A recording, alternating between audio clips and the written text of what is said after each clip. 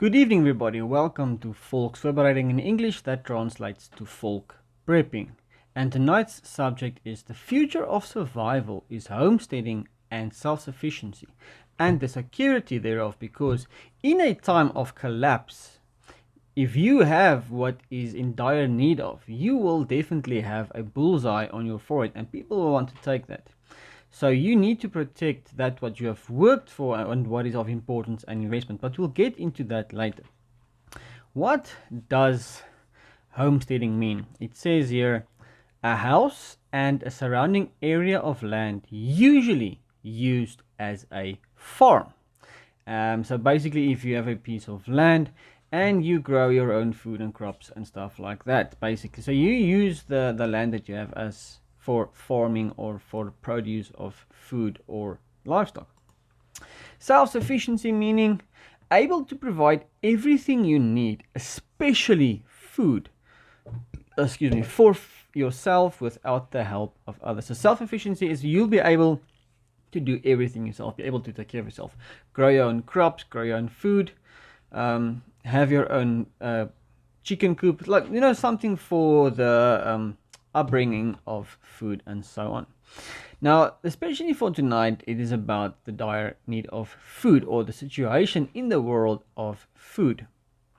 But for those of you guys who don't know exactly what homesteading is, you can just go onto Google and you will go to images or videos or whatever. Just go and do research about what homesteading is, and you will see here it is people that uses their own land. They grow vegetables and herbs, and here is some chickens, which they use a chicken coop. You can even have goats, some not rodents, some stuff like rabbits, something like that. Rabbits and chickens procreate every 30 days, more or less. So you will have a good income of meat. What is also a good idea is aquaponics. Aquaponics is a circular system of water, a plant source, and fish. So obviously the fish, with all the stuff they put into the water goes through to the plants take those nutrients out of the water, the plants or the vegetables grow, and they produce again what is necessary for the fish, but you can also feed them, and then the fish grow because of the nutrients they receive into the water. So it's a whole circular system. Aquaponics is really something to look into and to invest into. So basically, yeah, self-sufficiency in homesteading is using a piece of land and growing crops and food, and to be able to sustain yourself without the help of government or sources where you go and buy food. Obviously, there are, in some cases, places where you can buy stuff or need stuff like flour and all those different kinds of things, but in the old days, this is pretty much just how we lived 100 years ago, 200 years ago, on a piece of land where you did everything for yourself. You made your own candles, you grow your crops, you looked after the meat, everything like that. And so you just, if you look at the images, there is like a lot of different variables or ways people do it. And this is going to be the future, because if we look at the food crisis now happening in the world, maybe not in your country at the moment, but a lot of places around the world, there is a situation and a dire need for food and resources. And if we look here at this is the World Bank, it says food security and obviously the insect bug. It says here, August 23, 2021, an increasing number of countries are facing growing levels of acute food insecurity, reversing years of development gains, even before the insect bug. Reduced incomes and disrupted supply chains, chronic and acute hunger were on the rise due to various factors, including conflict, social economic conditions, natural hazards, weather change, and pests. The insect bug impacts have led to severe and widespread increase in global food security, affecting vulnerable households in almost every country, with impacts expected to continue through 21 and 22, and possibly beyond as the Delta variant continues its spread. This brief looks at rising food insecurity during the bug insect pandemic and the World Bank responses to date. The agricultural commodity price index remained near its highest level since 2013 as of July 16, 2021, was approximately 30% higher than in January 2020. Maize, wheat and rice prices were about 43%, 12% and 10% above their January 2020 levels. Surging prices reflect strong demand among with weather uncertainties, macroeconomic conditions and the insect bug related supply disruptions. Even through the global production outlook on major grains remains good. You can just carry on. It says here that rapid phone surveys done by the World Bank in 48 countries show a significant number of people are running out of food or reducing their consumption. Reduced calorie intake and compromised nutrition threatens gains in poverty reduction and health and could have lasting impacts on cognitive development of young children. Between 720 million and 811 million people in the world went hungry in 2020, according to the UN report on the state of food security and nutritional in the world. Guys, that's a lot of people. That's a big problem. This is the world is at a critical juncture. This is the Food Agriculture Organization of the United Nations. The world has not been generating or generally processing in either towards ensuring access to safe, nutritious and sufficient food for all people all year round, or to eradicating all forms of malnutrition. Conflict, weather variability and extremes and economic slowdowns and downturns are the major driving slowly down progress, particularly where inequality is high.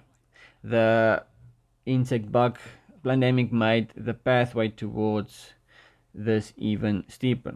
So if the world is at a critical juncture, where do we stand now and what can be done to help the world forward better and plus on track achieving zero hunger? In 2020, it says again, between 720 million and 811 million people faced hunger. And the way everything is going, guys, just look at the media, look what's going on in your country and other countries. It's definitely going to get worse with the prices of food going up, the fuel prices going up, everything going up, and with the whole economical situation around the world, people were losing their jobs, businesses had to close, and like example last year with the political things happening in United States, as an example, if you look at South Africa here, where I am from, what happened in July with the looting and destruction and the food supply, they stopped. If you look at the other places around the world, and I will get into those now, and this is another article from MSN.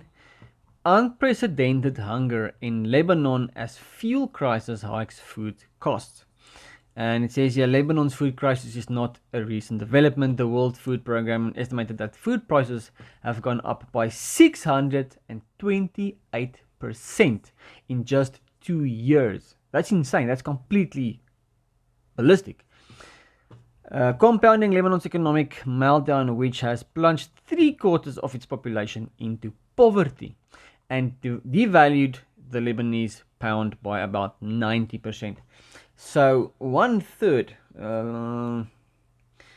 that 3/4 of the Lebanon population went into poverty, and their money value, the worth, went down by 90%. Can you imagine what will happen in a big first world country if this was to happen?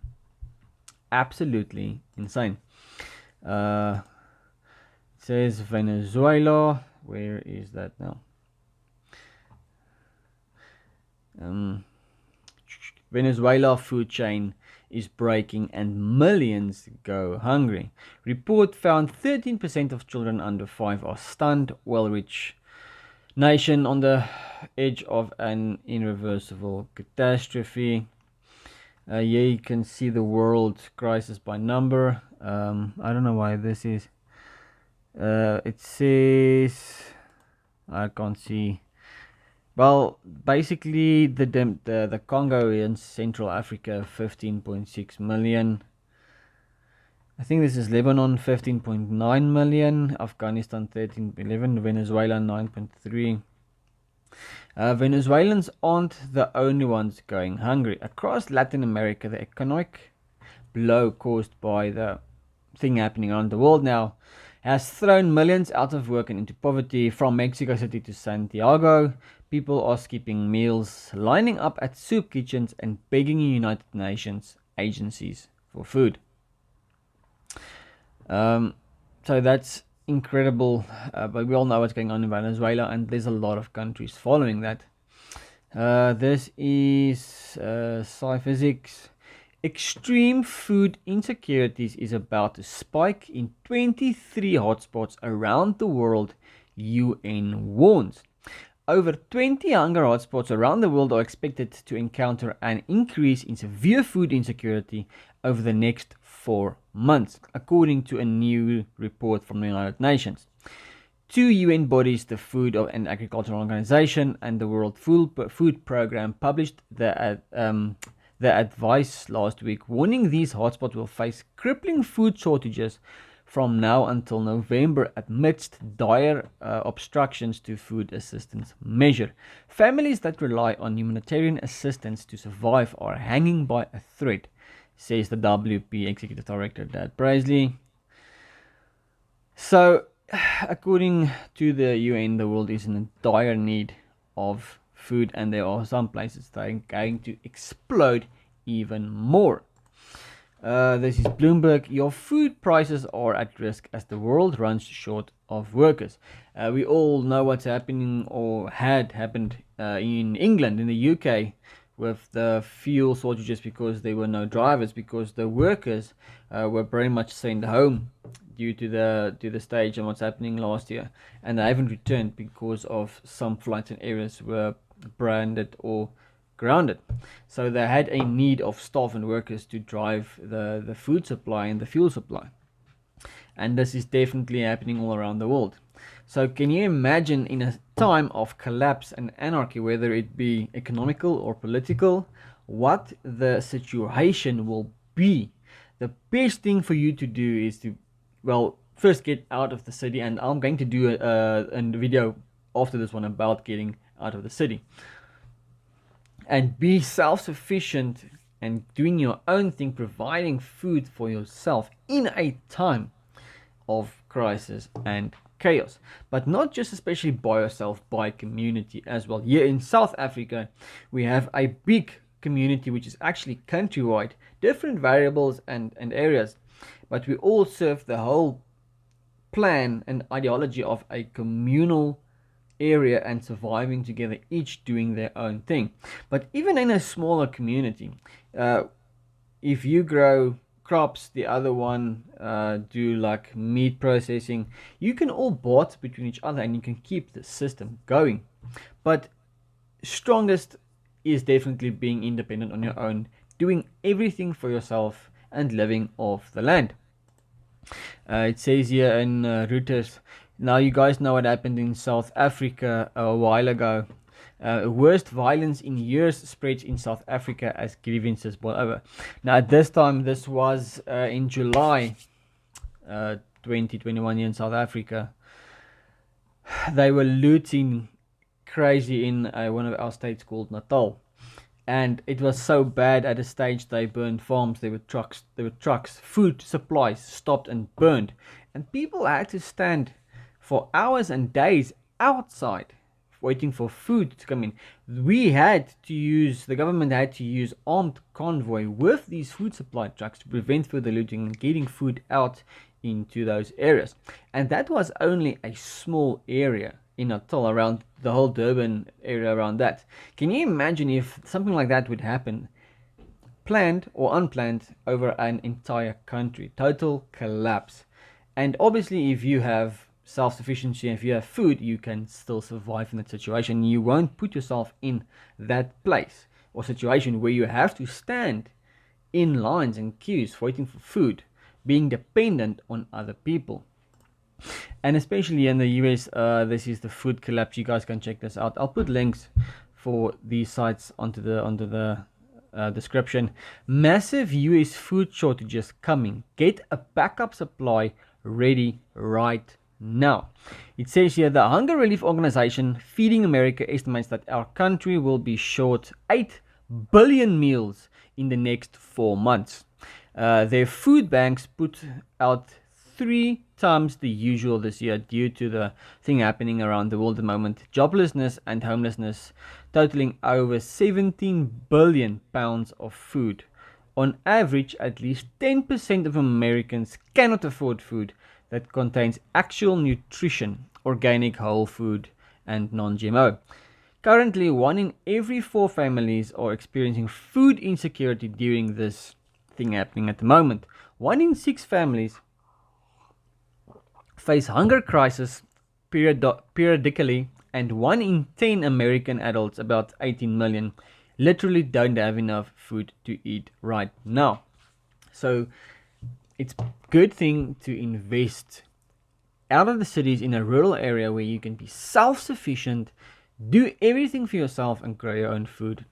Because community and self-sufficiency is strong. Doing everything for yourself and being independent, especially in this time of survival, where survival is really important and a valuable thing to do. Homesteading and self-sufficiency will be the future to survive and to feed. And remember, in a time of chaos and collapse, the most important thing above all is food production. On so many different debates, there's an old saying that goes, he who controls the food controls the world. So you will definitely secure your future and your security and the safety and the livelihood of you and your family if you can be able to do this on your own. Go and invest and learn to be a homestead. That is not my strong point. I've been in the adventure and tactical and security world pretty much most of my life, but our priorities change, we get older, everything change, and I am going into the whole homesteading now. I would really like to have a place somewhere. I cannot afford land at the moment. Somewhere where I can go on weekends and I can actually grow crops, have a chicken coop, and spend time and energy there. For when the time comes, I will be self-sufficient and have what I need to be able to feed myself and my loved ones. I'll see you guys in the next one. I hope this was helpful. I did this in English to try and get a bit of a bigger audience. I want to expand. Keep well, guys. Look after yourselves. Protect yourselves. Be vigilant. And keep on preparing. I'll see you next time. Goodbye.